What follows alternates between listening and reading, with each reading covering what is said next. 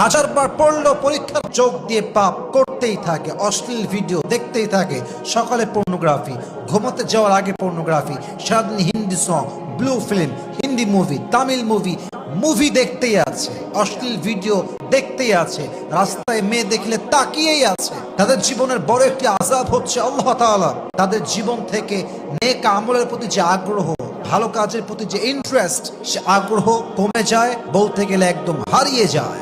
দেখবেন যেই যুবক চোখ দিয়ে পাপ করে ও নামাজে শান্তি পায় না, যেই যুবক চোখ দিয়ে অশ্লীল কাজ দেখে সেই যুবক কোরআন তেলাওয়াত করে স্বাদ পায় না, যেই যুবক চোখের পাপ করে সেই যুবক তাহাজ্জুদ পড়তে পারে না, যেই যুবক চোখ দিয়ে পাপ করে সে জিকিরের স্বাদ খুঁজে পায় না, যেই যুবক চোখ দিয়ে পাপ করে তার ভেতরে ভালো কাজ করার যে মেন্টালিটি, যে মোটিভেশন, যে ইন্সপায়ারেশন, এই সব কিছুর আগ্রহ তুলে নেয় একজন, তিনি কে?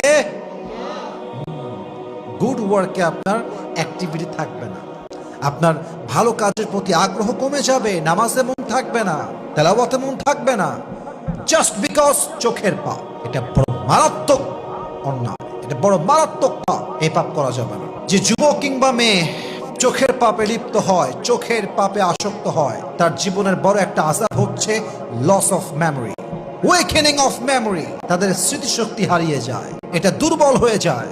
যেই বাচ্চা বয়স হচ্ছে 7 বছর 8 বছর, দেখবেন আর স্মরণ শক্তি ভালো, এরা হাফেজ হয় খুব দ্রুত, এরা যে কোনো জিনিস মুখস্থ রাখতে পারে ভালো। আর যার বয়স 22, 23, 24, 25, পাপাসক্ত, সে চোখের পাপে আসক্ত। দেখবেন 1000বার পড়লেও পড়া মনে থাকে না, ফলে গিয়ে লিখতে পারে না, 1000বার 100 বার রিপিট আফটার রিপিট করার পরেও মুখস্থ হয় না, কারণ চোখের পাপে যে আসক্ত হয়ে যায় তার মেমোরিকে উইক করে দেয় একজন, তিনি কে?